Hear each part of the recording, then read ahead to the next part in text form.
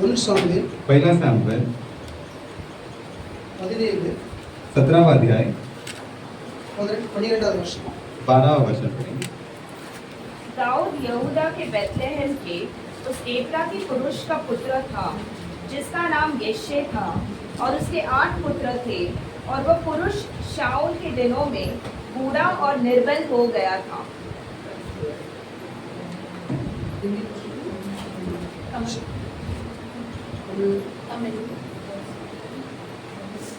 பதினேழுல 12 முதல் சாமுவேல் தாவீது என்பவன் யூதாவில் உள்ள பெத்லெகேம் ஊரானாகிய ஈசாய் என்னும் பேருள்ள எப்பிராத்தாகிய மனுஷனுடைய குமாரனாய் இருந்தான். ஈசாவுக்கு 8 குமாரர்கள் இருந்தார்கள். இவர்கள் சவுலின் நாட்களிலே மற்ற ஜனங்களுக்குள்ளே வயது சென்று கவனாய் மதிக்கப்பட்டான். ஒரு விஷயம் கண்களை மூடி செபிக்கலாம். हम आंखें बंद कर प्रार्थना करेंगे। இந்த வார்த்தை கொண்டு தேவன் நம்மோடு பேசும்படியாக, ये वचन को लेकर परमेश्वर हमसे बात करेंगे। நம்முடைய இருதயம் மாறும்படியாக, हमारा हृदय बदलने के लिए, நம்முடைய எண்ணங்கள் சிந்தைகள் இருதயம் எல்லாம் யாஷா மேஷாவை போல மாறும்படியாக, हमारे सारे सोच विचार प्रभु यीशु मसीह के जैसे बदलने के लिए, அவருடைய சத்தம் நம்ம மத்தியில் அப்படி தொனிக்க செய்யும்படியாக, उनकी आवाज हमारे बीच में गूंजना चाहिए। எப்படி மோசே மத்தியில் அந்த சத்தம் தொனிக்கப்பட்டுச்சோ, जैसे मूसा के समय में वो आवाज गूंजा, இந்த சத்தத்தை கண்டவுடனே மோசேயோட முகம் பிரகாசம் அடைந்தது. उस आवाज को सुनकर मूसा का चेहरा प्रकाशित हुआ। அதே போல யாஷா மேஷாவோட சத்தம் இந்த இடத்துல தொனிக்கும்படியாகவும், वही आवाज इस समय में यहाँ गूंजेगा। நம்முடைய முகங்கள் பிரகாசம் அடையும்படியாகவும், हमारे सभी के चेहरे प्रकाशित होंगे। நம்முடைய இருதயம் அப்படி அவரை போல மாறும்படியாகவும், हमारा हृदय उनके जैसे बदलने के लिए கண்களை மூடி செபிக்கலாம். हम आंखें बंद कर प्रार्थना எங்கள் करें। யாவா யாஷா மேஷாவே உங்க நாமத்தில் மீண்டு வருகிறோம். हमारे यहाँ परमेश्वर आपके नाम में फिर से आते हैं। நீர் எல்லா நாமத்துக்கும் மேலான நாமத்தை உடையவர். सारे नाम से ऊंचे नाम वाले உம்முடைய परमेश्वर, நாமத்துக்கு முன்பாக எங்கள் கால்கள் முடங்கும். आपके नाम के सामने हमारे घुटने எங்கள் टेकेंगे। நாவுகள் எல்லாம் உம்மை அறிக்கை பண்ணும் நீரே எங்கள் ஆண்டவர் என்று. हमारे होठे आपको कबूल करेंगे, आप ही हमारे परमेश्वर है। நீர் பேசு நாங்கள் கேட்கிறோம். आप बात कीजिए, हम सुनेंगे। உம்முடைய வார்த்தைகள் செல்லும் வாசல்கள் திறக்கப்படட்டும். आपके वचनों के द्वारा उस बंद दरवाजा को आप खोल எங்கள் दीजिए। இதயத்தை நீ திறந்தருளும். हमारे हृदय को आप खोल நீ दीजिए। சொன்னி நான் இரும்பு தாழ்பாளையை முறித்து आप वो प्रभु लोहे के प्रभु जो कड़ी को तोड़कर, வெண்கல கதவுகளை உடைத்து वो दरवाजा को तोड़कर, அந்தரங்கத்தில் இருக்கிற பொக்கிஷத்தையும் वो गुप्त जो खजाने हैं, ஒளிப்படுத்தி இருக்கிற மறைபொருளை வெளிப்படுத்து என்று சொன்னீரே. जो गुप्त है, उसे परमेश्वर आप बाहर நீ लेकर आएंगे। பேசு நாங்கள் கேட்கிறோம். आप बात कीजिए, हम உம்முடைய सुनेंगे। சத்தத்தை எங்கள் மத்தியிலே தொனிக்க आपकी செய்யும். आवाज को हमारे बीच में गूंजने दो। எங்கள் இருதயம் மாறும்படியாக, हमारे हृदय बदलने के लिए, உம்மை நோக்கி பார்க்கும்படியாக, आपकी और वो फिरने के लिए, அந்த பரலோக சாயலை நாங்கள் பெற்றுக்கொள்ளும்படியாக उस स्वर्ग का साया हम पाने के लिए எங்களை நீர் மாற்றும். आप हमें बदलिए। உம்முடைய வார்த்தைக்கு விரோதமாய் எழுப்பி நிற்கிற आपके वचन के विरोध जो भी विरोध में खड़ा है, துரைதனங்கள் அதிகாரங்கள் வானமண்டலத்தில் பொல்லாத சிறுடைய ஆவிகள் எதிர்ந்தாலும் जो भी अधिकार, जो शैतान का सामर्थ யாஷா மேஷியா நாமத்தினால் விலகட்டும். यीशु मसीह के नाम से दूर இந்த कर दो। தெய்வீக பிரசன்னம் இந்த இடத்துல இறங்கி வரட்டும். आपको प्रेजेंस यहाँ उतरने दो। சீனாய் மலையில இறங்கின அதே மகிமை, सीनाई पर्वत पर जो उतरा वही महिमा, சாலமோன் ஆலயத்தில் இறங்கின அதே மகிமை सोलोमन के चर्च में जो उतरा वही महिमा இந்த இடத்துல இறங்கி வரட்டும். इस जगह में आने दो। ஒவ்வொரு பிள்ளையும் உணரத்தக்கதாக हर एक जन उसे महसूस करने உம்முடைய दीजिए। சத்தத்தை இந்த இடத்துல தொனிக்க செய்யும். आपकी आवाज को यहाँ गूंजने உம்முடைய दीजिए। கரத்துல ஒப்புக்கொடுக்கிறோம். आपके हाथों में सौंपते நீர் हैं। பேசு நாங்கள் கேட்கிறோம். आप बात कीजिए, हम सुनेंगे। யாஷா மேஷியா நாமத்தில் ஜெபி நல்ல பிதாவே. यीशु मसीह के नाम से मांगते हैं। ஆமென். आमीन। உட்காரு. बैठेंगे।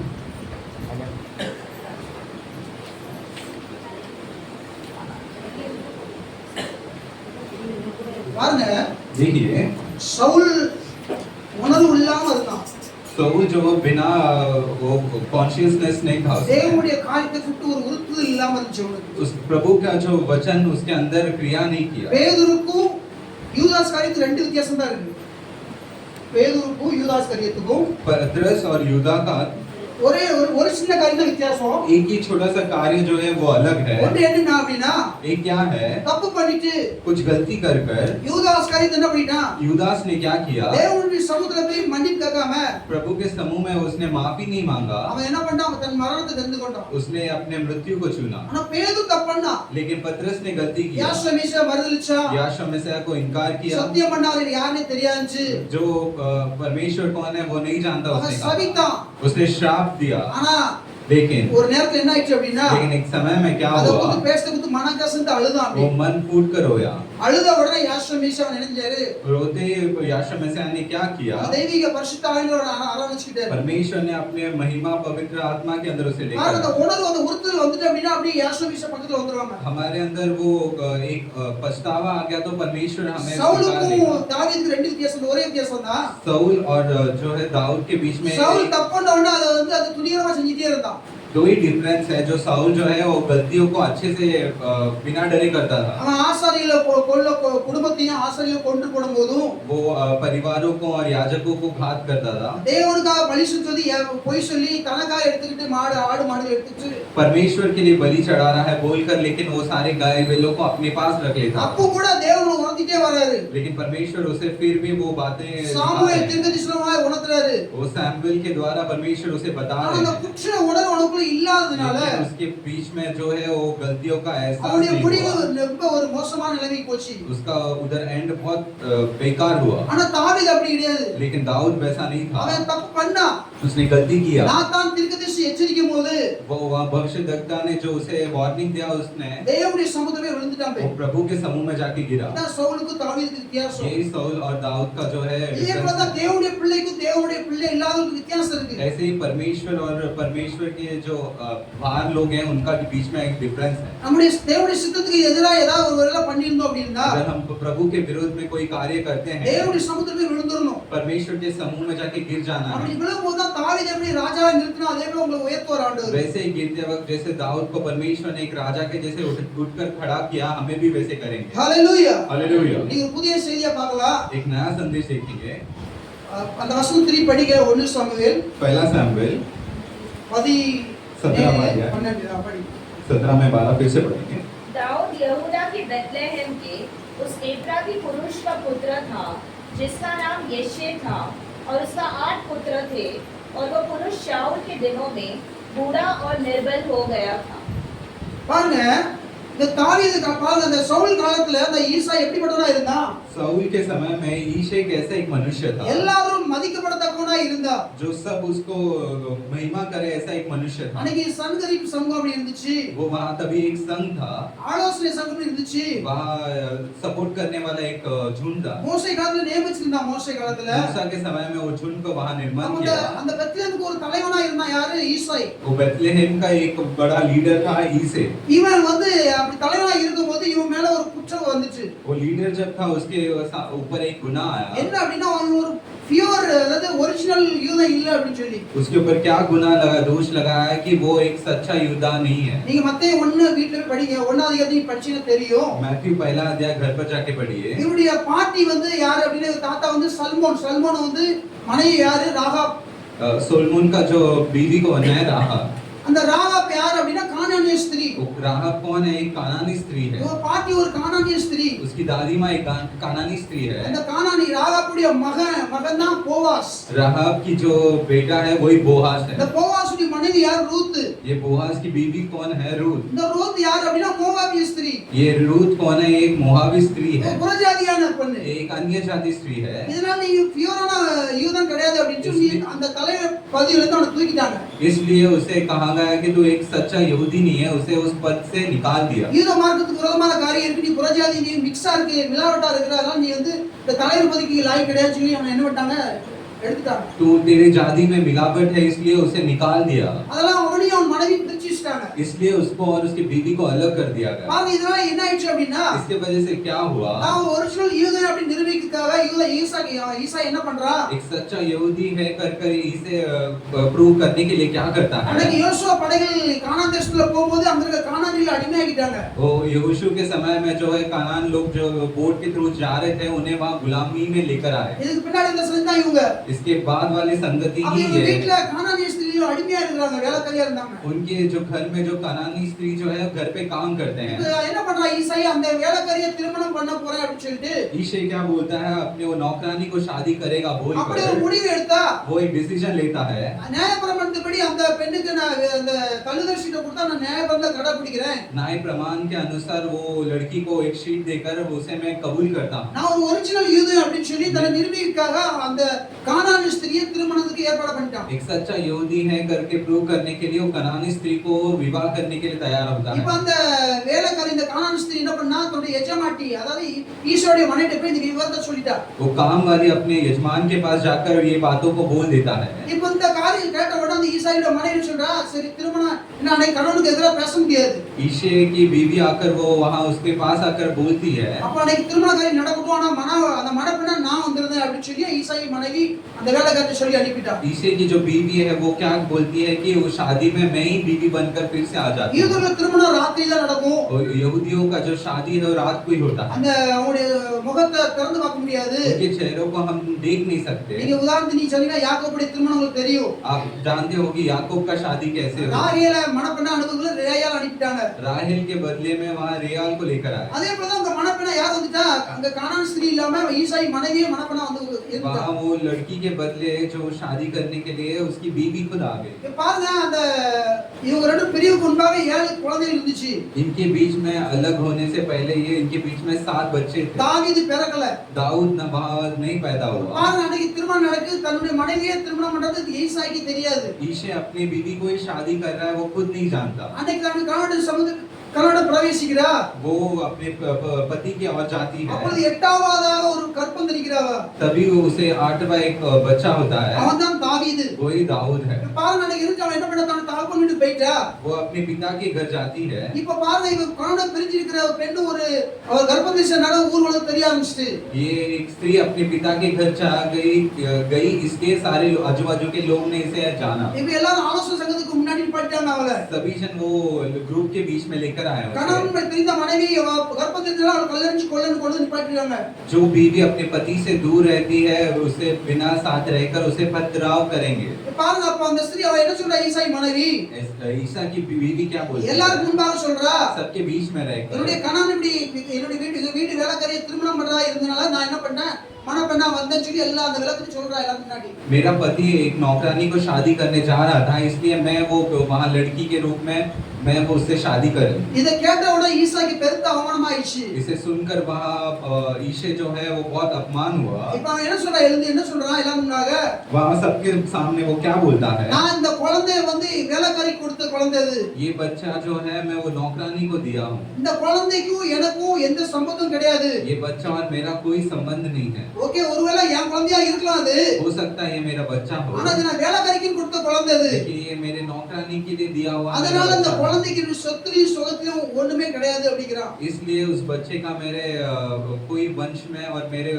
संपत्ति में कोई भाग नहीं இந்த होगा। குழந்தை எப்படி ஒரு கானானிஸ்க்கு அடிமையின் பிள்ளையா தான் என்ன பண்ணுவான் அப்படின்னு சொல்றான். ये जो बच्चा है कानान में एक गुलामी में रहने वाले बच्चे के जैसे ही என் வீட்டுல रहेगा। வளர்க்கும், ஆனா ஒரு அடிமையின் பிள்ளையா தான் வளரணும் அப்படின்னு சொல்றான். मेरे घर पे वो पलेगा लेकिन वो एक नौकरानी के बच्चे जैसा पलेगा। இப்படி ஒரு முடிவை எல்லாரும் முன்பாக சொன்னதுனால ऐसा एक डिसीजन सबके सामने बोला करते थे। ஈசாயின் மனைவி தன் வயித்துல வர்ற குழந்தை அவ கூட குழந்தை கிடையாது.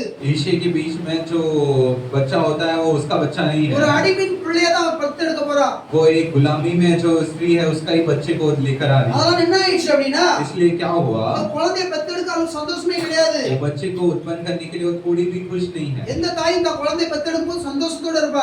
ஒவ்வொரு மாசமும் கழியும் போது कोई भी माँ अपने बच्चे को इस संसार में लेकर आने से पहले वो हर एक दिन बहुत खुश रहती ஆனா है। தான் கணவன் இந்த குழந்தைக்கு தகப்பன் இல்லைன்னு சொல்லி சொன்னால இந்த தாய் நானும் இந்த குழந்தை தாய் இல்ல அப்படின்னு முடிவு வந்துட்டா. लेकिन इस बच्चे को पिता नहीं है कर कर वो बहुत निराश होती है ஏன்னா இந்த குழந்தை அடிமையின் பிள்ளையா தான் வளர போகுது. क्योंकि ये बच्चा जो है गुलामी में ही जिएगा। இதெல்லாம் நினைச்சு தான் காட்டுல இருக்கும்போது தாவீது பாடுற பாட்டு சங்கீதம் 27:10 படிங்க.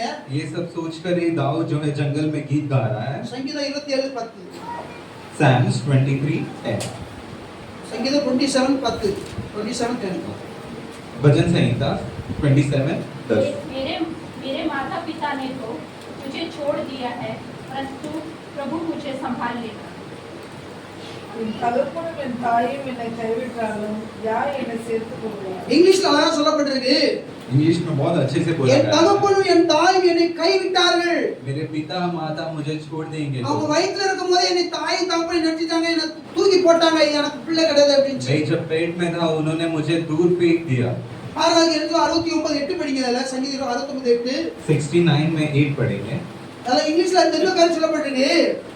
நான் கர்ப்பத்தில் இருக்கும்போதே உம்முடைய சமூகத்துல தூக்கி எறியப்பட்டேன் அப்படி எழுதப்பட்டிருக்கு. मैं जब गर्भ में था मैं आपके समूह में मैं फेंका गया। நான் என் தாய் தகப்புக்கு வேண்டாத நான் ஆயிற்று அப்படி எழுதப்பட்டிருக்கு. मैं अपने माँ बाप को जो है नहीं अच्छा लगा। அது மட்டும் இல்ல சங்கீதம் 69 8 அவன் சகோதரன் சொல்றாங்க. उनके भाई जो வேற்று மனுஷனும் என் தாயின் பிள்ளைகளுக்கு அந்நியனும் ஆனேன்.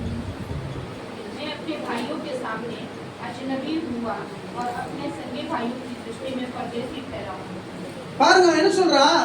वो क्या बोलता है? என் சகோதரருக்கு நான் எப்படி ஆயிட்டேன்? मेरे भाइयों को मैं क्या हुआ?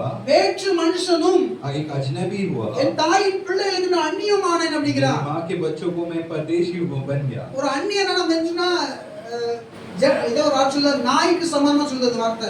एक वचन बोलता है वो कुत्ते के जैसे। அதாவது புறஜாதிகள் அப்படிதான் எண்ணுவாங்க. अन्य जाति लोगों को वैसे ही गिनती ஒரு करते हैं। அந்நிய நாட்டுக்காரனா என்ன பார்க்கறாங்க என் சொந்த சகோதரன். अन्य देशों के लोगों जैसे मेरे भाई लोग मुझे அவனுடைய பெற்ற அதே கர்ப்பம் தான் என்னையும் வந்துச்சு.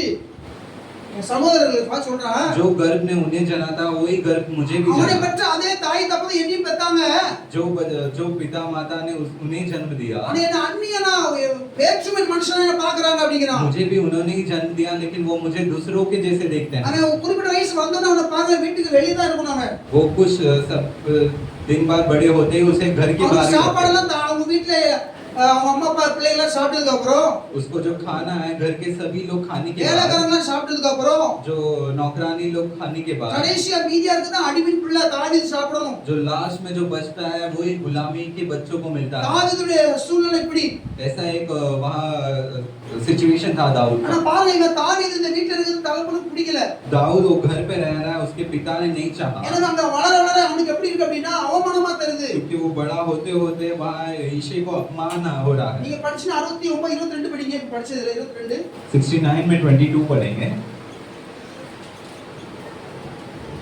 उनका भोजन उनके लिए फंदा हो जाए और उनके सुख के समय जान बन जाए।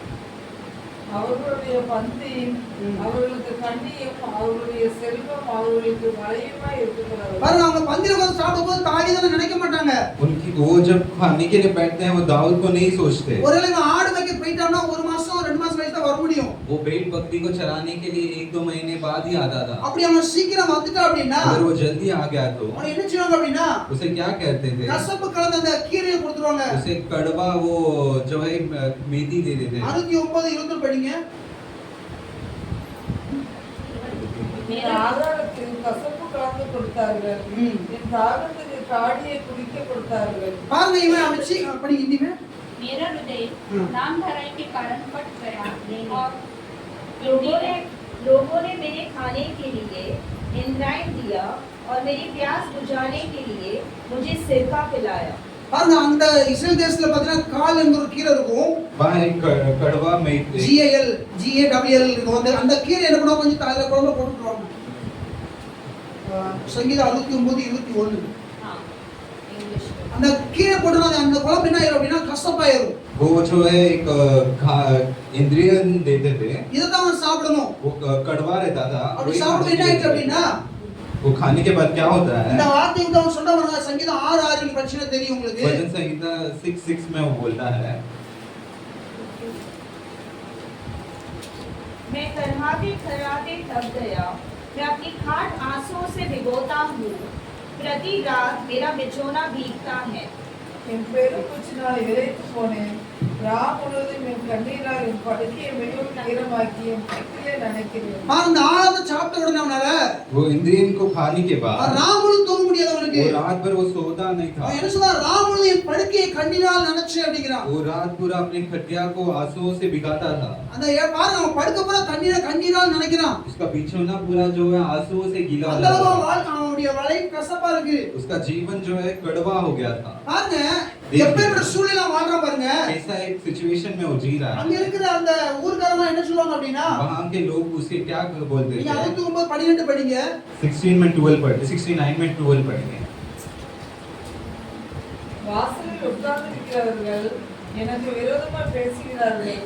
மதுபானம் பண்ணுகிறவர்களின் பாடலான फाटक के पास बैठने वाले मेरे विषय बातचीत करते हैं और मदिरा पीने वाले मुझ पर तपता हुआ गीत गाते हैं। பாருங்க இவன் ஆடு மேய்ச்சி அந்த ஊர் வழியா போகும்போது वो वहाँ भेड़ बकरियों को चराते हुए उस गांव के बीच में से जाते அங்க हुए வாசல்ல இருக்கிறவங்க ஒரு கேலி பண்ணி சொல்லுவாங்க அவமானத்தில் பிள்ளை போறான் பாரு அப்படிமாங்க वहाँ के लोग उसे बहुत तुच्छ जानते थे அடிமையின் பிள்ளை போறான் பாருங்க அப்படிமாங்க गुलामी में का बच्चा जा रहा நான் है வீட்ல தான் பிள்ளை சேட்டை படிச்சுனா ஏதோ தாய் கூட அடிச்சு விரட்டணும் அப்படிமாங்க वहाँ घर पे बच्चा अगर कुछ गलती करता था उसे बोलते थे मार के भगा देंगे அங்க இருந்து குடிச்சு மதுபானத்துல வெறிச்சிருக்கவங்க என்ன சொல்லுவாங்க அப்படின்னா वहाँ मदिरा पीने वाले लोग क्या बोलते हैं தாவீதை பார்த்து கேலி பண்ணி சிரிப்பாங்க அவங்க வந்து அப்படி ஒரு நிலைமைக்கு தாவீது தள்ளப்பட்டான் दाऊद का वो नकल करते थे இவன் பாருங்க இவனுக்கு யாருமே ஆதரவு இல்ல वहाँ उसका सहायता करने के लिए कोई नहीं था தாய் தாப்படி ஆதரவு கிடையாது उसके माता पिता का कोई सहायता उसके தன் पास சொந்த नहीं சகோதரி ஆதரவு கிடையாது उसके भाई बहन भी उसे मदद नहीं करते அந்த ஊர்ல யாருடைய ஆதரவு கிடையாது இவனை உள்ள கேலி தான் பண்றாங்க सारे गांव वाले उसे तुच्छ जानते थे பாருங்க இவன் ஒரு இடத்துல என்ன பண்றாங்க சங்கீதம் 69:4 படிங்க Psalms 69:4 पढ़ेंगे जो अकारण मेरे बैरी है वे गिनती में मेरे सिर के बालों से अधिक है मेरे विनाश करने वाले जो व्यर्थ मेरे शत्रु है वह सामर्थी है इसलिए जो मैंने लूटा नहीं वह भी मुझको देना पड़ा நிமித்தம் இல்லாமல் என்னை பகைக்கிறவர்கள் என் தலைமயிரிலும் அதிகமாக இருக்கிறார்கள் வீணாக எனக்கு சத்துருக்களாகி என்னை சங்கரிக்க வேண்டும் என்று இருக்கிறவர்கள் வளர்த்திருக்கிறார்கள் நான் எடுத்துக்கொள்ளாததை நான் கொடுக்க வேண்டியதாயிற்று நல்ல கவனமா கவனிங்க ये अच्छे से हम ध्यान देंगे தேவன் உங்களோட இடைபடுவார் கண்டிப்பா परमेश्वर हमसे बात करे பாருங்க இவன் நிமித்தம் இல்லாம இவங்க என்ன செய்வாங்க இவனை उसे निरंतर क्या करते हैं இவனை பகைச்சாங்க उसे उन्होंने विरोध किया இவனுக்கு பாருங்க இவன் எடுத்துக்கொள்ளாத இவங்க என்ன பண்ணாங்க वो चुना नहीं जाना இவனுக்கு इसलिए கொடுக்க வேண்டியதா இருந்துச்சு उसे देखने के लिए कुछ चीज था யார் வீட்ல உள்ள ஆடு தொலைச்சு போச்சு அப்படின்னா தாய் தான் எடுத்தான் அப்படி தாய் இருந்து ஆடு பிடிக்க வருவாங்க अगर किसी के घर में कुछ भेड़ बकरी खो जाते तो वो बोलते थे दाऊद ने चुराया होगा ஒரு திருடனை போல அவனை ஒரு ஒரு ஒரு ஒரு திருடனை போல அவங்க பார்க்கப்பட்டாங்க एक चोर के जैसे दाऊद को देखा அவன் गया ஒரு சாபமா நினைச்சாங்க வீட்ல उसे घर पे एक श्राप के समान देखा गया தாவீது யாசோபிசேக்கு அடையாளம் दाऊद जो है याशोमेसिया के जैसे एक चिन्ह है பாருங்க எப்படி மழை காலத்தில் மூடுதுன்னு சொல்லுது जैसे படிக்க வேண்டாம். गलातियंस 33 बोलता है மரத்திலே தூக்கப்பட்ட எவனும் जो भी वो वृक्ष में फांसी डालेगा மரத்திலே தூக்கப்பட்ட எவனும் சபிக்கப்பட்டவன் எழுதிபடி वो वृक्ष में जो भी फांसी डालेगा वो श्रापित ठहराएगा கிறிஸ்து நமக்காக சாபமாகி परमेश्वर हमारे लिए श्रापित ஆனா होकर அவர் அந்த சாபமானார் யாசோபிசேவும் परमेश्वर वहां श्रापित हुए நாம் நியாயப்படுத்தும் சாபத்திலிருந்து நீங்களாக்கி மீண்டுபடியாக हम अपने श्राप से बाहर आने के लिए கல்வாரி சிலுவை யாசோபிசே சாபமானார் कलवारी क्रूस में परमेश्वर श्रापित हुए இங்கே தாவீது சாபமாய் எண்ணப்படுகிறார் यहाँ दाऊद भी श्रापित गिना गया பாருங்க ஒரு வருஷம் படிக்கலாம் और एक वचन அது पढ़ेंगे 27 சங்கீத 142 படிங்க 141:2 141 में 2 पढ़ेंगे सैम्स என் விண்ணப்பம் உமக்கு முன்பாக தூரமாகவும் என் கையெழுத்து அந்திமொழியாகவும் இருக்க கடந்தது हिंदी में मैं अपने शौक की बातें उससे 141 का है इज़राइल 142 की करुणा के कारण 149 बोला 141 मेरी प्रार्थना तेरे सामने सुगंध धूप और मेरा हाथ फैलाना संध्याकाल का अन्न बलि ठहरे பாருங்க இப்போ 27 வருஷம் என் நிலைமை தான் ये- 27 வருஷம் वहाँ 27 years அவன் என்னுடைய நிலைமை இப்படி தான் இருந்துச்சு दाऊद का जो है सिचुएशन यही था இப்ப பாருங்க இவன் என்ன பண்ணா காட்டுல ஆடு மேய்க்கும் போது वो वहाँ जंगल में बैठ चराते இப்ப वक्त இவருக்கு ஒரே ஆதரவு யாரு அப்படின்னா उसका एक ही सहायक தேவன் மட்டும்தான். सिर्फ இப்ப परमेश्वर என்ன பண்ணா பாருங்க என் விண்ணப்பத்தை उसने अपने विनती को உமக்கு முன்பாக தூபமாகவும் परमेश्वर के समूह में एक धूप की तरह என் கைகளை अपने हाथों को அந்தி பலியாகவும் अन्न बलि के जैसे இருக்க கடவுளுக்கு கையை விரிச்சிட்டு ஆண்டவர் நோக்கி ठहराया बोलकर परमेश्वर के सामने उसने हाथ எப்படி फैलाया ஆட பலியிடும் போது எப்படி கால்கள் மேல நோக்கி வச்சிருவாங்களோ जैसे वो भेड़ को बलि चढ़ाते वक्त उसके पैर को ऊपर कर देते நாலு हैं காலை பிடிச்சு அப்படி பலியில வச்சிருவாங்க चारों पैरों को उल्टा कर ऐसा पकड़ அதே लेते हैं போல தாவீது தன்னை முழுமையா பலியாய் ஆண்டவர் சமூகத்துல கையை விரிச்சு வச்சிட்டான் जैसे दाऊद अपने आप को पूरा बलि के जैसे परमेश्वर के सम्मुख रखा தன்னை வெறுமையாக்கிட்டான் அப்படியே अपने आप को उसने खाली இனி किया எனக்கு எதுவுமே இல்ல मैं अभी कुछ नहीं हूँ தாய் தப்புடைய ஆதரவு கிடையாது माँ बाप का कोई सहायता नहीं எதுவுமே இல்ல அப்படின்ச்சு कुछ भी नहीं முழுமையா தேவன் சமூகத்துல அவன் கையை விரிச்சிட்டான் वो परिपूर्णता से परमेश्वर के हाथों में தேவன் யாசோபேசியை கண்டார் யாசோபேசியா தாவீதை கண்டார் याशो मैसाया ने दाऊद को देखा தேவன் சொன்ன அந்த வார்த்தை 89 நினைக்கிற சங்கீதம் सैम्स முதல் குமாரனாய் தெரிந்து கொண்டு சொல்வாரு परमेश्वर बोलता है मैंने तुझे पहला पुत्र के जैसे चुना படிங்க 89ல 89 में 27 படிங்க. 27 पढ़ेंगे। நான் அவனை எனக்கு முதல் பேரானவனும் ஆ. பூமியின் ராஜாக்களை பார்க்கிலும் மகா உயர்ந்தவனும் ஆக்குவேன். படிங்க இனிமே. वहाँ उनका अध्यक्ष छोटा बिन्यामीन है। वहाँ यहूदा के हाकिम अपने अनुचरों समेत है। वहाँ जुबेल और नप्ताली भी होंगे। பாருங்க தேவன் சொன்னார் பாருங்க அவனை நோக்கி, परमेश्वर उसे देखकर बोलते நீ हैं, எனக்கு முதல் பேரானவன். तुम मेरा पहलौठा है। வானத்துல அவன் பாருங்க சத்தம் கேக்குது தாவீதுக்கு. वहाँ आकाश से दाऊद को आवाज गूंजता இவன் है। காட்டுல இருந்து கூப்பிடுறான். वहाँ जंगल से उसे आवाज आता ஒரு है। இடத்துல சொல்றான், கூப்பிடும்போது அவனுடைய உள்ள இருந்து எச்சி கூட கிடையாது. वहाँ उसके मुंह में कुछ अंदर- थूक भी नहीं था। அவன் வந்து நாகலாம் வறண்டு போயிடுச்சு. उसके जो है सारे थूक जो है सूख गए। அப்படி இவனை நோக்கி கூப்பிடுறான் அவன். वैसे जोर से उसने परमेश्वर को पुकारा। யாரு கேட்டாங்களே அவனுடைய சத்தத்தை பரலோக தேவன் கேட்டாரு. किसने भी नहीं सुना, लेकिन स्वर्ग में परमेश्वर ने सुना। தேவன் சொன்னார், நீ எனக்கு முதல் பேரானவன் என்னப்படுவான்னு சொன்னாரு. परमेश्वर ने कहा तू मेरा पहलौठा होगा। இவ்வளவு நடந்துச்சு. நேரா சாமுவேல்ட்ட தேவன் பேச ஆரம்பிச்சாரு. इसके बाद परमेश्वर सैमुएल से बात की। இப்ப அந்த செய்திக்குள்ள போயிடலாம் வாங்க. 1 சாமுவேல் पहला सैमुएल 16:1 படிங்க. 16:1 पढ़ेंगे। यहोवा ने शमूएल से कहा, मैंने शाऊल को इज़राइल पर राज्य करने के लिए तुच्छ जाना है। तू कब तक उसके विषय विलाप करता रहेगा? अपने सींग में तेल भर कर चल। मैं तुझको बेथलेहम वासी यिशै के पास भेजता हूँ, क्योंकि मैंने उसके पुत्रों में से एक को राजा होने के लिए चुना है।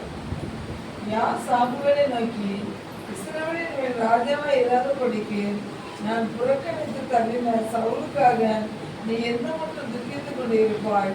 நீ உன் கொம்பை தைலத்தால் நிரப்பிக் கொண்டு வா. பெத்லகேமியனாகிய ஈசாயினிடத்துக்கு உன்னை அனுப்புவேன்.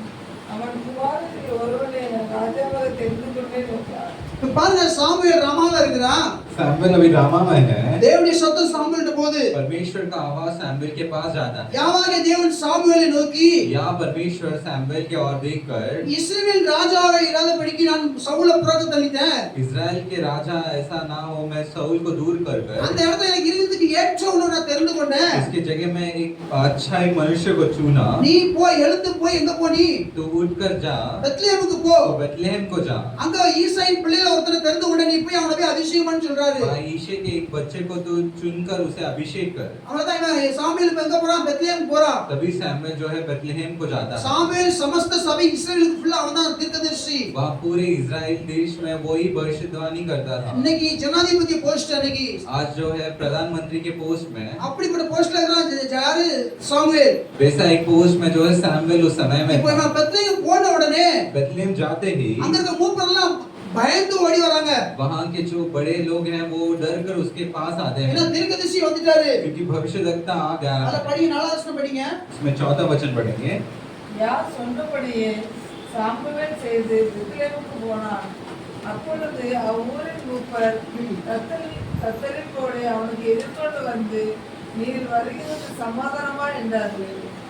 तब शमूएल ने प्रभु के कहने के अनुसार किया और वह बेथलेहम को गया।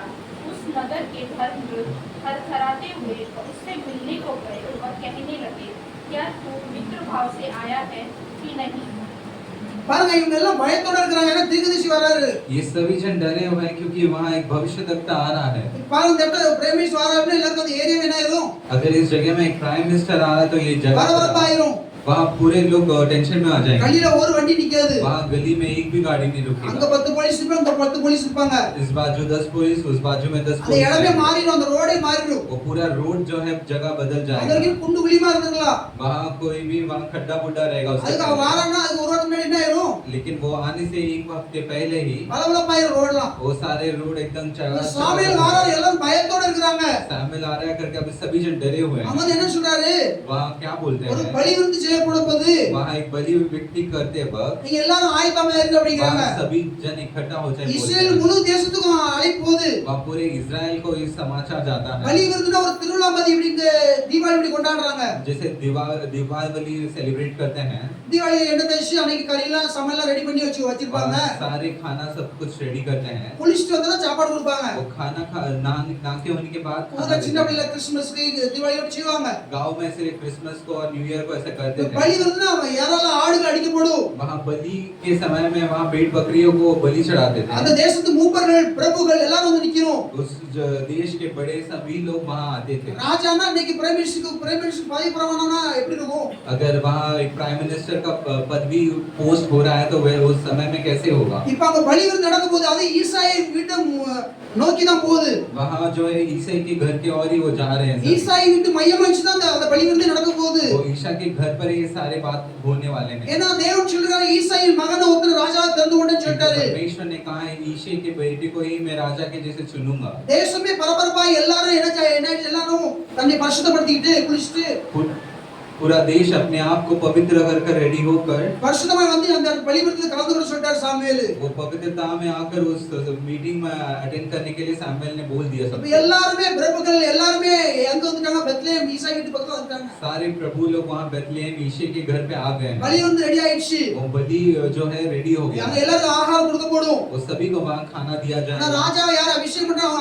அபிஷேகத்துக்கு அப்புறம் ஆகாரம். लेकिन जब राजा को जब अभिषेक करेंगे उसके बाद ही सभी को பெரிய खाना விருந்தங்க ரெடி ஆயிடுச்சு. वहाँ बहुत बड़ा एक खाना रेडी हुआ सब। எல்லாரும் அழைப்பு வந்து எல்லாம் வந்துட்டாங்க.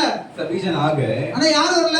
लेकिन कौन नहीं आया? தாவீதுக்கு அழைப்பு இல்ல. लेकिन वहाँ दाऊद को बुलावट नहीं था ஏன்னா தாவீது அடிமையின் பிள்ளையா இருக்கிறான். क्योंकि वहाँ दाऊद जो है गुलामी में जी रहा था। ஆகாரம் எல்லாம் சொன்னா அதுக்காக கூப்பிட்டுருக்கலாம். அதுக்கு அவங்க அப்பா கூப்பிடல. लेकिन वो उसके पिता ने उसे फिर भी नहीं बुलाया। ஏன்னா அவன் வந்து உயிரோட இருக்க கூடாதுன்னு நினைக்கிறாங்க.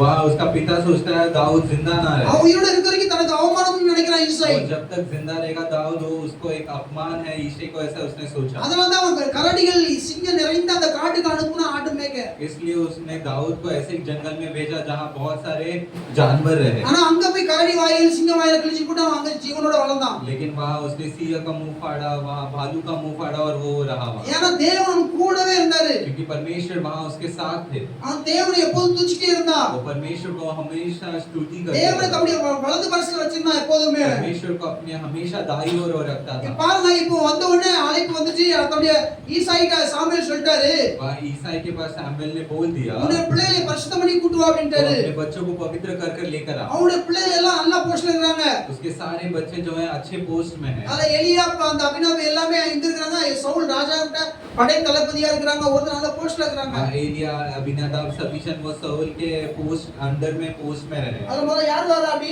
तो वहाँ पहले कौन आता है? அது படிங்க, 6வது வசனம் படிங்க. वहाँ 6वां वचन पढ़ेंगे। जब वे आए तब उसने एलियाब पर दृष्टि करके सोचा, निश्चय यह जो यहोवा के सामने है वही उसका अभिषेक होगा। परंतु यहोवा ने शमूएल से कहा, न तो उसके रूप पर दृष्टि कर और न उसके कद की ऊंचाई पर, क्योंकि मैंने उसे अयोग्य जाना है, क्योंकि यहोवा का देखना मनुष्य का सा नहीं है। பாருங்க, எலியாப் என்றால் என்ன பேர் அதுக்கு அர்த்தம்? एलियाब का अर्थ क्या है? இவன் தேவனை போன்றன்ற அர்த்தம். ये परमेश्वर के समान है उसका இவன் अर्थ है। இவன் அழகா இருப்பான் ஆளு. ये दिखने में बहुत अच्छा இவன் था। முகம் பிரகாசிக்கும். उसका चेहरा बहुत प्रकाश होता அந்த था। முகம் பிரகாசிக்கிற ஆளை பார்த்தோன்னா வாட்ட சட்டமா இருந்தான். वो दिखने के लिए अच्छा है, हट्टा कट्टा था। உடனே என்ன பண்ண சாமுவேல்? तुरंत सैमुएल ने क्या किया? தாமதமா எந்திரிச்சிட்டான். वो खड़ा हो गया। இவன் தான் ராஜா இருப்பான் அப்படின்னு यही சொல்லி. राजा होगा। ஏன்னா இவன் தான் ராஜா அபிஷேகம் தெரிந்து கொண்டாரு நினைச்சிட்டான். वो सोच लिया कि यही परमेश्वर ने इसे ही अभिषेक ஏன்னா किया இவன் होगा। முகம் தேவனை போல பிரகாசம் இருக்கு. क्योंकि इसका जो चेहरा है परमेश्वर के अंदर अच्छा ஆள் நல்ல வாட்ட சட்டமா இருக்கிறா. वो दिखने के लिए अच्छा उष्ट पुष्ट था। இவன் எடுத்து அபிஷேகம் போது ரெடி ஆயிட்டான். वो अभिषेक करने के लिए वहां सैमुएल खड़ा हो गया। தேவன் என்ன சொன்னாரு? परमेश्वर ने क्या அது कहा? அடுத்த வசனம் படிங்க.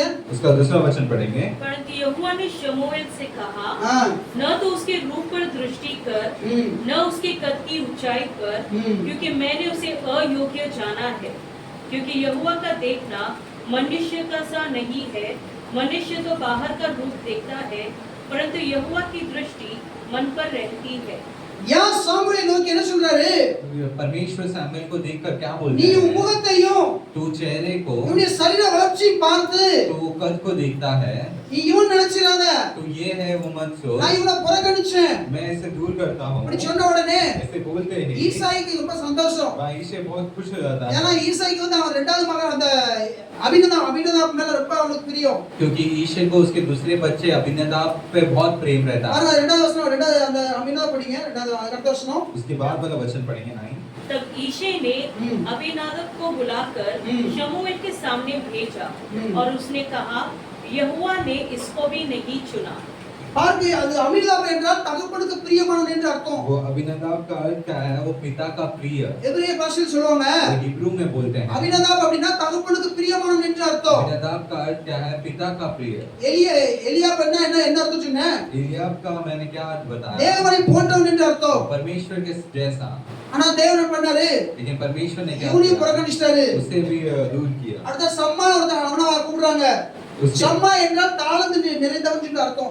டேலண்ட் உள்ளவன். उसके बाद शमा को बुलाया, उसका திறமை மிகுந்தவன் என்று அர்த்தம். उसके अंदर अच्छा टैलेंट है, इसका अर्थ है। பாருங்க, அளவுகளையும் புறக்கணிச்சாரு. उसे भी परमेश्वर ने नहीं चुना। தகப்பனுக்கு பிரியமானவனையும் புறக்கணிச்சாரு. परमेश्वर पिता का प्रिय जो है उसको भी नहीं चुना। நல்ல டேலண்ட் உள்ளவன் சம்மா அவனையும் புறக்கணிச்சாரு. जो अच्छा टैलेंट था और शमा उसको भी नहीं सेलेक्ट இப்படி किया। 6 7 புறக்கணிச்சாரு ஆண்டவர். परमेश्वर ने ऐसा 6 7 सभी को अनसेलेक्ट किया। சாமுவேலுக்கு டவுட் ஆயிடுச்சு. अभी सैमुएल को भी वहां डाउट हो உடைய गया। பிள்ளைகள் இவ்வளவுதானா? तेरे बच्चे इतने ही हैं ஏன்னா क्या? தேவன் தீர்க்கதரிசனம் உரைச்சிட்டாரு. क्योंकि परमेश्वर ने भविष्यवाणी में ஈசாயின் बोल பிள்ளைகளை दिया, ஒருத்தனை அபிஷேகம் பண்ணுன்னு சொல்லிட்டாரு. जैसे कि एक बच्चे को तो अभिषेक कर। பாருங்க, अभी देखिए, இப்பதான் ஈசாக்கு ஞாபகம் வருது. अभी वहाँ ईसा को याद आता है ஒருத்தன் இருக்கிற ஆடு மேய்ச்சிக்கிட்டு இருக்கான். और एक लड़का है वो भेड़ चरा रहा है। அவன்லாம் இங்க இருக்க போறான்னு நினைச்சு அவனுக்கு அழைப்பு கொடுக்கல. वो भी मैंने सोचा वो नहीं रहना चाहिए। பாருங்க, தாவீதுக்கு தாய் தகப்பன் அழைப்பு கொடுக்கல. वहाँ दाऊद को जो है माँ बाप ने वहाँ बुलावा नहीं அவருடைய भेजा। சொந்த அவனுடைய சகோதரர்கள் அழைப்பு கொடுக்கல. उसके जो है भाई बंधुओं ने उसे बुलावा அங்க नहीं இருக்க भेजा। மூப்பர்களோ பிரபுகளோ அழைப்பு விடுக்கல.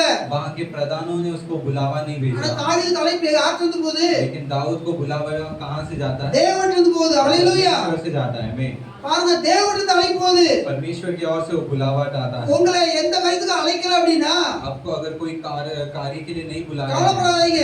आप चिंता मत करो। உங்களை ஒரு காரியத்துக்கு அழைப்பார் ஆண்டவர். परमेश्वर निश्चय एक कारण के लिए आपको இந்த வேலை बुलाया है। எனக்கு கிடைக்கலையே நீங்க நினைக்கலாம். आप सोच सकते हैं ये काम मुझे नहीं मिला, இல்ல இந்த ஊழியம் நான் செய்ய முடியும்னு நினைச்சிட்டு இருக்கலாம். ये सेवा मैं कर नहीं पाया। आप सोच நீங்க सकते हैं தேவனுக்கு உண்மையா இருந்தீங்க அப்படின்னா உங்களுக்கு ஒரு அழைப்பார் ஆண்டவர். परमेश्वर को हम सच्चा रहेंगे तो परमेश्वर हमें அவர் बुलाएंगे। அழைச்சார் அப்படின்னா वो जब बुलाएंगे, பாருங்க, தாவீது அழைச்சு அபிஷேகம் பண்ணும்போது அந்த ஊரே பார்த்துச்சு. वो दाऊद को जब बुलाकर अभिषेक किया पूरा गांव देखा। இப்ப எந்த ஊர் புறக்கணிச்சோ, जो गांव उसे दूर किया, எந்த தாய் தகப்பன் புறக்கணிச்சாங்களோ, जो पिता माता ने जो दाऊद को दूर किया, எந்த சொந்த சகோதரன் அந்நியனா அடிமையின் பிள்ளையா பார்த்தாங்களோ, जो भाई बंधुओं ने उसे गुलामी के बच्चों करके सोचा, இப்ப அவங்கள ஒரு தாவீதை நோக்கி ஓடுறாங்க. वो अभी दाऊद को ढूंढकर उसके और भागते। தாவீது சொல்லிட்டான், दाऊद ने बोल दिया, அவன் வர வரைக்கும் நினைச்ச மாட்டேன், वो जब आने तक இந்த பந்தியில நினைச்ச மாட்டேன், கை வைக்க மாட்டேன். मैं उस खाने पे हाथ नहीं रखूंगा। அவன் வரணும். वो आना चाहिए। அவன் வந்தா மாத்திரம் தான் இந்த பலி விருந்து என்ன செய்யும்? वो आने के बाद ही ये बलि का खाना இந்த क्या பலி होगा? விருந்து நடக்கும். ये बलि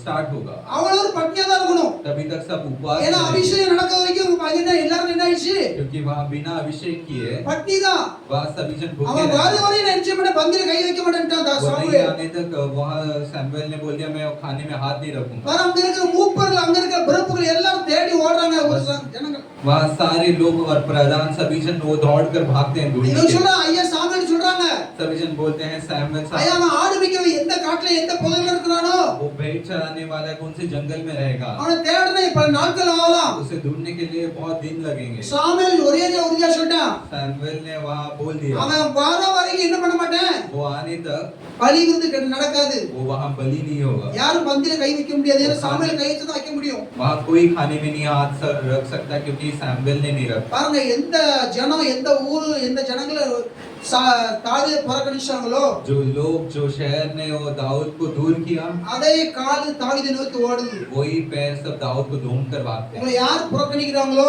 हमें जो दूर करते हैं, யார் உங்களை கேவலமா நினைக்கிறாங்களோ, जो हमें तुच्छ जानते हैं, அவங்க கால் உங்களை நோக்கி வரும். उनके पैर हमारे और भाग के நீங்க आएंगे। எந்த இடத்துல நிராகரிக்கப்படுகிறீர்களோ जिस जगह में महान अपमान किए அந்த जाते இடத்துல உங்களை நிறுத்துவாரு. हैं, परमेश्वर वहां में उठाकर யாருடைய பார்வையில் நீங்க அவலட்சணமாய் தெரிகிறீர்களோ, அவலட்சணமாய் தெரிகிறீர்களோ, जिसके सामने हम तुच्छ जानते हैं, அங்க உங்களை அலங்கரிப்பாரு. परमेश्वर वहां हमें ऊंचा தேவனுடைய उठाएगा। கரம் உங்க மேல இருந்துச்சு அப்படின்னா परमेश्वर का हाथ हमारे ऊपर நீங்க होगा। நிராகரிக்கப்பட்ட இடத்துல உங்களை நிறுத்துவாரு. हमें जहाँ अपमान किया गया वहां पे परमेश्वर நீங்க हमें उठाएगा। அவலட்சணமாய் பார்க்கப்பட்ட இடத்துல உங்களை அலங்கரிப்பாரு. और जहाँ हमारा अपमान किया परमेश्वर वहां पे हमें ऊंचा எந்த उठाएगा। ஜனம் புறக்கணிச்சோ தாவீதை, जो लोग ने दाऊद को दूर किया, எந்த சகோதரர்கள் புறக்கணித்தார்களோ அந்த சகோதரர் தேடி ஓடுறாங்க. जो भाई बंधुओं ने दाऊद को दूर किया वही अभी उसको ढूंढ कर भागते हैं। தாவீதை தேடி பிடிச்சிட்டு கூட்டு வந்துட்டாங்க. वो दाऊद को वहां ढूंढ कर वहां उसे लेकर आते हैं। படிங்க இப்போ. पढ़ेंगे இப்ப தாவீது உள்ள என்ட்ரி ஆகுறான். वहां अभी दाऊद एंटर करता है। तब वो उसे बुलवाकर भीतर ले आया। उसके तो लाली झलकती थी और उसकी आंखें सुंदर और उसका रूप सुडौल था। तब यहोवा ने कहा, उठकर इसका अभिषेक कर, यही है। சரி ஓகே சூப்பர் 11 வசனம் படிச்சீங்க 11 படிச்சீங்க तब शमूएल ने यिशै से कहा, क्या सब लड़के आ गए? वह बोला, नहीं, छोटा तो रह गया और वह भेड़ बकरियों को चरा रहा है। शमूएल ने यिशै से कहा, उसे बुलवा भेज, क्योंकि जब तक वह यहाँ न आए तब तक हम खाने को न बैठेंगे। பாருங்க நான் சொன்ன வசனம் அந்த அதிகாரத்துல இருக்கு, நீங்க வீட்லயே படிங்க।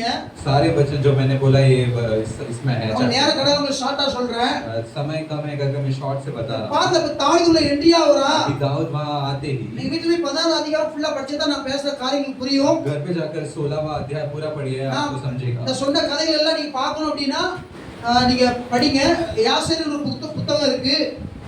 2 சாமுவேல் 1:18 நீங்க படிங்க। 1 சாமுவேல் 18 படிங்க। 2 सैमुएल 1:18 पढ़ेंगे। 2 சாமுவேல் 1:18 2 சாமுவேல் 1:18 2 सैमुएल 1:18 और यहूदियों को यह धनुष नामक गीत सिखाने की आज्ञा दी, यह याशार नामक पुस्तक में लिखा हुआ है। கிரீடத்தை யூதா புத்திரருக்கு கற்றுக் கொடுக்கும்படி கட்டளையிட்டான். அது யாசேர் புஸ்தகத்தில் எழுதியிருக்கிறது. அவன் பாடின புலம்பல் ஆவது. போது பாருங்க யாசேரின் புத்தகம் இருக்கு, படிங்க। யாசேரின் புத்தகம் இருக்கு। वहाँ இதெல்லாம் வேதம் சொல்லப்பட்ட புத்தகம், அந்த புத்தகம் எழுதப்படல। परमेश्वर का जो पुस्तक जो बोले गए ஏன்னா தாவீது முழு ஸ்டோரி எழுத முடியாது। वहाँ की दाऊद का पूरा स्टोरी कंप्लीट नहीं होगा। சரித்திர புக் இருக்கு, वहाँ एक और एक बुक है, வேதம் அத குறிப்பிட்டிருக்கத। वो वहाँ बताया गया। யாசேரின் புத்தகம் இருக்கு, நாதானின் பிரபந்தம் இருக்கு, वहाँ नातान का संदर्भी, காத்தின் பிரபந்தம் இருக்கு।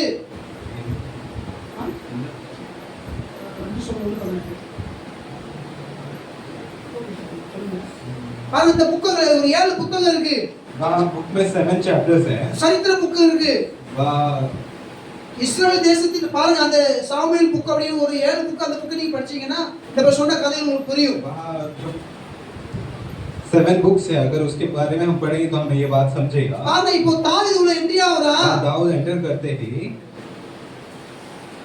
உள்ள வந்த உடனே தாவீது உள்ள என்ட்ரி ஆவணும் என்ன நடக்குது அப்படினா वहाँ दाऊद एंटर करते ही क्या होता அத है? படிங்க சிஸ்டர், படிச்சீங்க 12 படிங்க। 1 சாமுவேல் 16:12 पहला सैमुएल 16। तब वह उसे बुलवाकर भीतर ले आया। उसके तो लाली झलकती थी और उसकी आंखें सुंदर और उसका रूप सुडौल था। तब यहोवा ने कहा, उठकर इसका अभिषेक कर, यही है। ஆள் அனுப்பி அவனை அழைப்பித்தான். அவன் சிவந்த மேனியும் அழகிய கண்களும் நல்ல ரூபமுள்ளவனுமாய் இருந்தான். அப்பொழுது இவன் தான் பாருங்க, இவன் உள்ள என்ட்ரி ஆன உடனே वो अंदर आते ही இவன் தேவன் சத்தம் கொடுக்கிறார் பாருங்க, परमेश्वर आवाज करते हैं, இவன் தான், यही है, இவன் பக்கத்துக்கு சொல்றாரு, यही है, இவனை அபிஷேகம் பண்ணு। इसे अभिषेक कर। पर தூரமா தான் என்ன சொல்லலாம், அவன் தான் சொல்லலாம்। अगर दूर रहा तो उसे बोलेंगे वो वहां है। தாவீது கூட நிக்கிறார், அதான் சொல்ல இவன் தான், अभी दाऊद के बाजू में है, इसलिए उन्होंने இவன் தான் कहा அபிஷேகம் பண்ணிவன அப்படிங்கிறாரு। इसे अभिषेक कर। சாமுவேல் என்ன சொல்ல எழுந்திரு அப்படிங்கிறாரு, सैमुएल वहां उठकर खड़े हो गए, எழுந்து இவனை அபிஷேகம் பண்ணு அப்படிங்கிறாரு। उठकर खड़े होकर दाऊद का अभिषेक कर। அவ்வளவுதான், சாமுவேல் எழுந்து யார் எந்திக்கணும், वहां सैमुएल उठा तो कौन उठना அங்க चाहिए? ஜனங்கள்லாம் எந்திக்கணும், वहां के सभी लोग उठना பிரபுலாம் चाहिए, எந்திச்சிடுவாங்க, सारे प्रभु लोग, ஈசா எந்திக்கணும், ईशा उठना चाहिए, ஈசாயின எல்லா பிள்ளைகளும் எந்திக்கணும்। ईशा के सभी बच्चे उठकर खड़े ஆனா ஒரு होंगे। ஆடு மேய்க்கிற தாவீது உள்ள என்ட்ரி ஆன உடனே वहां भेड़ चराने वाला दाऊद आते ही அங்க இருக்க யார் எந்திக்கிறா, वहां कौन खड़ा होता है? தீர்க்கதரிசி எந்திக்கிறா। भविष्यवक्ता खड़ा होता நீங்க है। போறீங்க ஒரு பிரைம் மினிஸ்டர் எந்திச்சாருன்னா அந்த ஒரு மைதா ஃபுல்லா இருக்கு, आप किधर जाइए वहां का प्राइम मिनिस्टर उठकर खड़ा हो ஒரு जाता பாத்தோட है। பிரதமர் எந்திக்கிறா, யார் எந்திப்பா, अगर प्राइम मिनिस्टर उठकर खड़े हो जाता அங்க இருக்க है, மினிஸ்டர் எம்எல்ஏ எம்பி எல்லா போலீஸ் எந்திக்க ஆரம்பிச்சிருவாங்க। वहां का मिनिस्टर एमएलए पुलिस सभी जन उठकर खड़े हो जाते பாருங்க, தாவீது உள்ள என்ட்ரி ஆன உடனே தேவன் சத்தம் கொடுத்தாரு, हैं। वहां दाऊद एंटर होते ही परमेश्वर ने எழுந்திரு அப்படிங்கிற சாமுவேல் நோக்கி। वहां सैमुएल को बोलकर बोला, परमेश्वर ने खड़ा हो। எடுத்து இவனை அபிஷேகம் பண்ணி खड़ा அப்படிங்கிறாரு. होकर इसे अभिषेक कर। அவ்வளவு எந்திரிச்சிட்டாங்க. सभी लोग खड़े हुए தாவீது முன்பாக दाऊद के सामने। எந்த புறக்கணிக்கிற ஜனங்களோ அந்த ஜனங்கள் எல்லாம் எந்திரிக்க जो ஆரம்பிச்சிட்டாங்க. लोग ने उसे दूर किया सभी जन उसके सामने खड़े हुए। அவங்க ஒரு நினைப்பு இருந்துக்கலாம் உள்ள. उसके अंदर एक सोच होगा, ஒரு அடிமையின் பிள்ளை இவனா ராஜாவா போறான். एक गुलाम का बच्चा है यही राजा बनेगा। தான் தகப்பன் கூட நினைச்சுக்கலாம், ஈசாக்கு நினைச்சுக்கலாம். ईशे भी सोचा होगा, எனக்கு பிடிச்சிருக்கா யார் அபினதாப் இருக்கா, मुझे प्रिय अभिनदाब है, நான் இவனை ஒண்ணுக்கு வேண்டாம்னு ஒதுக்கினா அவனை கொண்டு போய் அபிஷேகம் பண்ணி நினைச்சுக்கலாம் உள்ள. मैं जिसे मैंने कुछ नहीं सोच के दूर किया। பாருங்க மனுஷன் முகத்தை பார்ப்பான், தேவன் எதை பார்க்கறாரு? परमेश्वर कहते हैं मनुष्य जो है चेहरे को देखता है, அவ்வளவுதான் தேவன் அபிஷேகம் பண்ண சொல்லிட்டாரு. लेकिन परमेश्वर ने कहा எடுத்து அந்த கையில கொம்பு எடுத்து தாவீது மேல அபிஷேகம் பண்றான். उस सिंह का जिसमें तेल है उसे लेकर वहां दाऊद को अभिषेक அப்ப करते படிச்ச அதிகாரம் தான் சங்கீதம் 118 சங்கீதம் 23ல அந்த 5வது வசனம். साम्स में हमने बनाने 18:123 में जो पढ़ा वो यही, என் சத்துருக்கு முன்பாக ஒரு பந்தியை நீர் ஆயத்தப்படுத்தினீர். मेरे समूह के सामने आपने एक पूरा उपहार को आपने रेडी किया। படிங்க அந்த வசனத்தை படிங்க. என் சத்துருக்கு முன்பாக சங்கீதம் 23:5 Psalms 23:5 என் சத்துருக்களுக்கு முன்பாக நீர் எனக்கு ஒரு பந்தியை ஆயத்தப்படுத்தி என் தலையை எண்ணெயால் அபிஷேகம் பண்ணுகிறேன், என் பாத்திரம் நிரம்பி வருகிறது. तो मेरे सताने वालों के सामने मेरे लिए मेज बिछाता है, तूने मेरे सिर पर तेल मला है, मेरा कटोरा उमड़ रहा है। பாருங்க என்ன சொல்றா பாருங்க.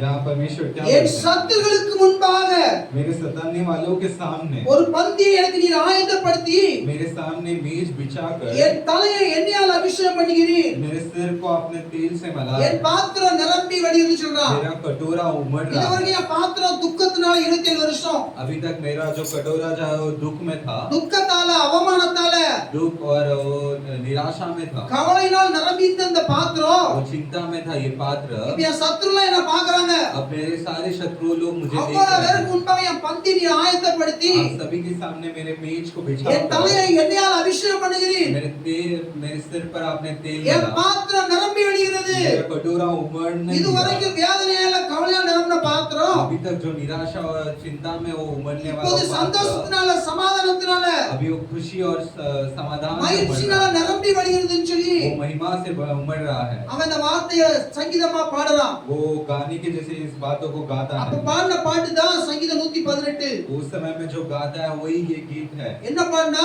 उसने क्या गाया? சங்கீதம் 118 1 படிங்க. Psalms 118:1 पढ़ेंगे। தேவ ஆவியானவர் மேல இறங்குனார் அப்படி. परमेश्वर का आत्मा उसके யாவை ऊपर, துதியுங்கள். யாவை துதியுங்கள், அவர் நல்லவர், அவர் கிருபை. அவர் கிருபை என்றும் உள்ளது. படிங்க. யார் நல்லவர்? यहोवा का धन्यवाद हाँ। करो क्योंकि वह भला है और उसकी करुणा सदा की है। பாருங்க கர்த்தர் யாவை துதியுங்கள், परमेश्वर या को स्तुति करो, அவர் நல்லவர், वो अच्छा है, அவர் கிருபை என்றும் உள்ளது. उनका कृपा हमेशा है। பாருங்க எல்லாரும் முன்பாக சொல்றான். वो सबके सामने ये बोलता है। பிரபுகள் நிக்கிறாங்க, वह सारे प्रभु लोग ஒரே खड़े हैं। ஊர் ஃபுல்லா நிக்கி वो बथलेहम के सारे இஸ்ரவேல் गांव ஜனங்கள் खड़ा है। பிரபுகள் எல்லாம் வந்து நிக்கிறாங்க முன்பாக वहाँ வந்து. इस्राएल के सारे लोग खड़े हैं। எல்லாரும் முன்பாக அபிஷேகம் பண்ண என்ன சொல்றான்? सभी सामने अभिषेक करते யாவை हैं। துதியுங்கள், या की स्तुति करो, அவர் நல்லவர், वो अच्छा है, அவர் கிருபை என்றும் உள்ளது, इसकी करुणा सदा की है, அவர் கிருபை என்றும் உள்ளது என்று इसकी करुणा सदा की है बोलकर இஸ்ரவேல் சொல்வதாக. वो इस्राएल बोले। பாருங்க இதுவரைக்கும் வாழ்க்கையில பந்தியில கடைசியா கிடைக்கும் சாப்பாடு. अभी तक उसे वो खाने में सबसे लास्ट में उसे खाना मिलता है। வாழ்க்கையில முதல் தடவை தாவீது சாப்பிட்டது அப்புறம் ஜனங்கள் சாப்பிடணும். लाइफ में फर्स्ट टाइम वो वहाँ दाऊद खाने के बाद बाकी सभी को खाना मिला। பாருங்க தாவீது எப்படி உயர்த்தார் பாருங்க. दाऊद को कैसे परमेश्वर ने ऊंचा ஆடு उठाया। மேய்ச்சிட்டு இருந்தவன वो जो भीड़ चला रहा था அவனுக்கு ஒரு ஆதரவு கிடையாது. उसे कोई सहायता ஒரே नहीं, ஆதரவு தேவன் மட்டுமே. उसका एक ही सहायता सिर्फ அவன் परमेश्वर முழுமையா தேவன் சமூகத்துல விழுந்துட்டான் போய். वो पूरी तरीके से प्रभु के सामने गिर पड़ा। இதுதான் சவுலுக்கும் தாவீதுக்கு வித்தியாசம். यही सऊल और दाऊद का சவுல் बीच தப்பு பண்ணும்போது அதை பெருசா நினைக்கிறது கிடையாது. साउल ने जब वो गलती किया उसने उसे बहुत बड़ा ऐसा सोचा नहीं। நம்ம ஏதாவது தவறு செஞ்சிட்டோம் அப்படின்னா உடனே பயம் வரணும், हम गलती करते तो हमें तुरंत वो डर आना चाहिए, உணர்வு வரணும், हमें वो एहसास அந்த होना உறுத்துதல் चाहिए, இருக்கணும். वो एहसास हमें होना चाहिए। அப்பதான் தேவன் சமூகத்துல இறங்க முடியும். तभी हम परमेश्वर के समूह में पास आ सकते हैं। துணிகரமாய் எந்த பாவத்தையும் செய்யக்கூடாது தேவனுடைய பிள்ளைகள். हम ऐसे जाकर कोई गलतियों को खुद से नहीं करना கண்டிப்பா நம்ம चाहिए। தப்பு செய்யும்போது பரிசுத்த ஆவியானவர் உங்களுக்கு வந்து உணர்த்துவாரு. अगर हम कुछ गलती करते हैं तो पवित्र आत्मा हमारे अंदर उसे बता நீங்க देंगे। விட வேண்டியதை விட்டா மட்டும்தான் உங்களை உயர்த்த முடியும் ஆண்டவரே. हम जो चीज जो छोड़ना है उसे छोड़ेंगे तो ही परमेश्वर हमें ऊंचा उठाएंगे। யாக்கோபு ராகலை கூட்டிட்டு வரும்போது याकूब राहेल को लेकर आते वक्त விக்கிரகத்தின் சேர்த்திட்டு வந்தா वो वहाँ விக்கிரகத்தின் தூக்கி வந்தா அப்பா சொல்லுது वो जो मूर्तियों को भी साथ में लेकर आए। பாருங்க அந்த மீனா மரணம் பின்னாடி திறந்து வந்துச்சு उसके पीछे मरण आया, மரிச்சிட்டா वो मर गई। ஆனா பாருங்க தாவீது அவன் என்ன பண்ணான் யாக்கோபு அந்த கர்வாலி மரத்துக்கு கிளம்பி அந்த விக்கிரகத்தை போட்டு புதைச்சிட்டான் वहाँ याकूब क्या करता है, वो जो है मूर्तियों को दफना देता है। அவன் புதைக்க வேண்டியதை புதைச்சி जो दफनाना है उसे दफना कर, விட வேண்டியதை விட்டாதான் जो छोड़ना है उसे छोड़ेंगे तो ही தேவங்களை உயர்த்த முடியும்। परमेश्वर हमें ऊंचा कर पाएंगे। பாருங்க தாவீது என்ன பண்ணா பாருங்க वहाँ दाऊद क्या करता है, அவ்வளவு உயர்வு அவனுக்கு வந்துச்சு। उसे उतना ऊंचाई परमेश्वर ने कर தேசத்திலே दिया।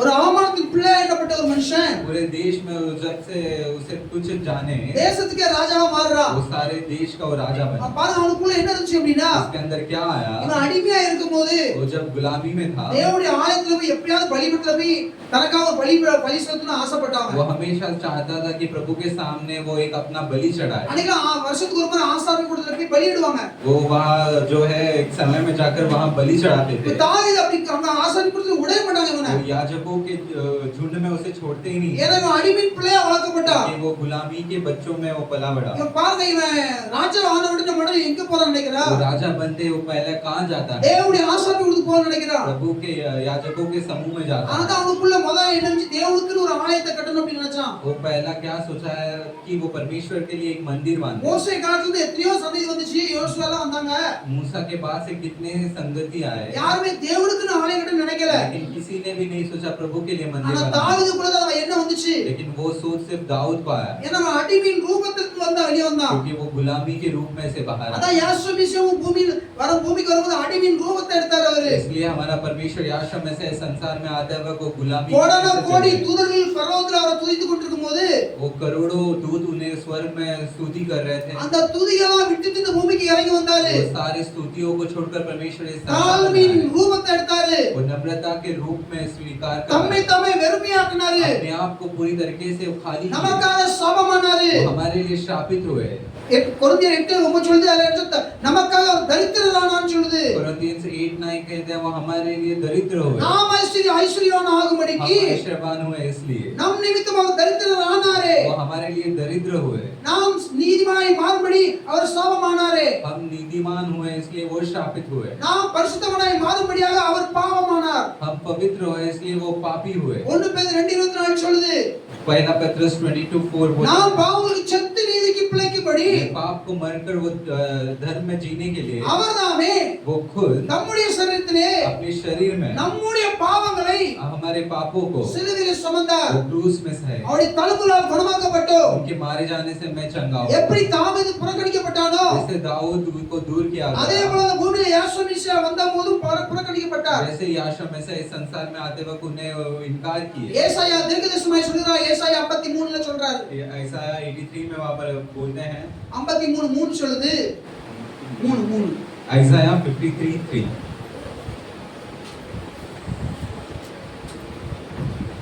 वह तुच्छ जाना जाता और मनुष्य पर त्यागा हुआ था।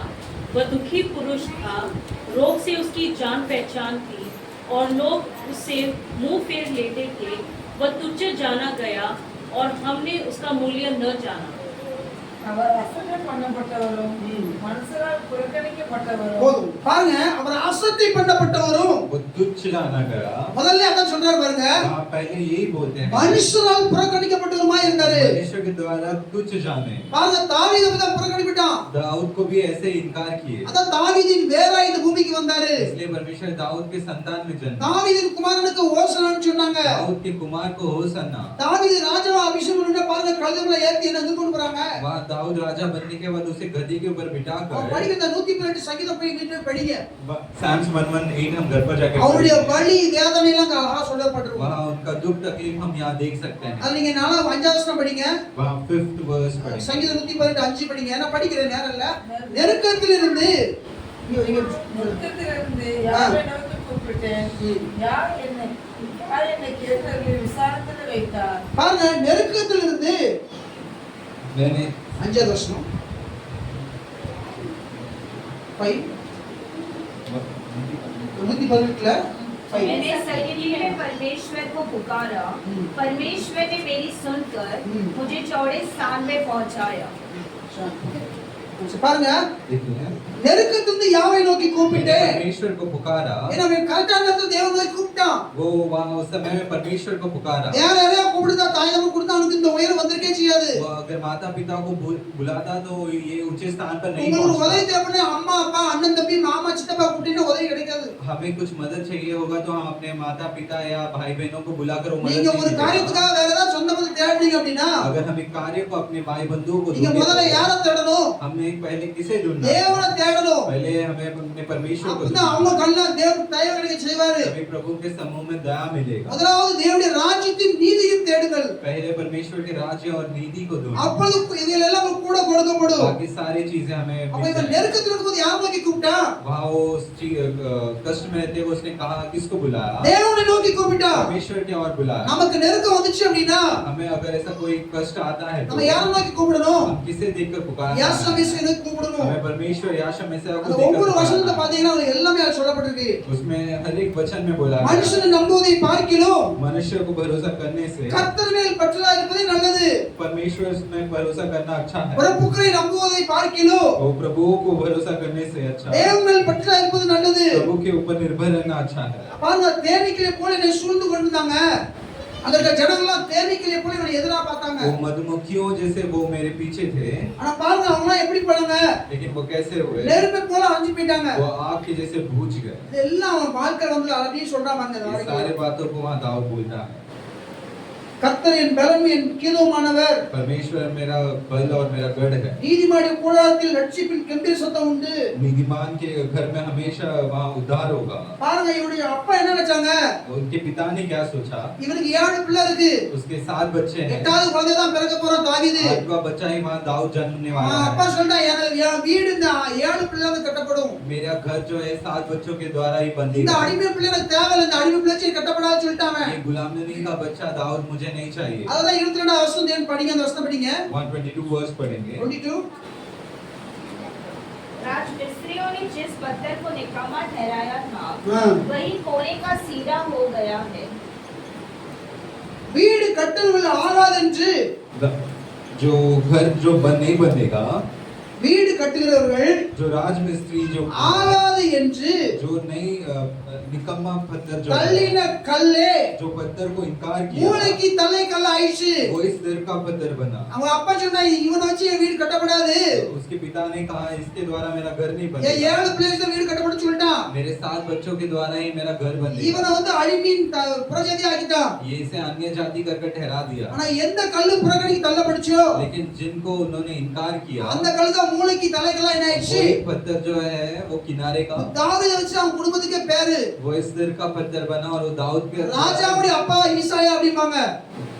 दाऊद ராஜாவுடைய அப்பா ஈசாய் சொல்லலாம் கொண்டு வந்துட்டான். राजा का पिता है, ऐसे एक ऐसा एक सिचुएशन आ गया பாருங்க, बोलते ராஜாவுடைய சகோதரர்கள் எலியாப் அபினதாப் சொல்ல வச்சிட்டாங்க. हैं। वहाँ वो राजा का बेटे ही भाई जो है अदनाब है, ऐसा बोलते எந்த हैं। சகோதரன் அந்நியனா தாய வேற்று மனுஷனா பார்த்தாங்களோ जो दूर एक मनुष्य है कर जिसे सोचा, அதே சகோதரன் என்ன சொல்ல ஆரம்பிச்சாங்க? वही भाई को उन्होंने क्या बोला? தாவீது என் சகோதரன். दाऊद मेरा ஏன்னா भाई ராஜா है। ஆயிட்டா போ தாவீது. मैं क्योंकि दाऊद जो है वो राजा बन गया। ஈசாய் என்ன செஞ்சிருப்பா? என் பிள்ளை கடைசில அவன் தான் என்னுடைய எப்படி பிள்ளை?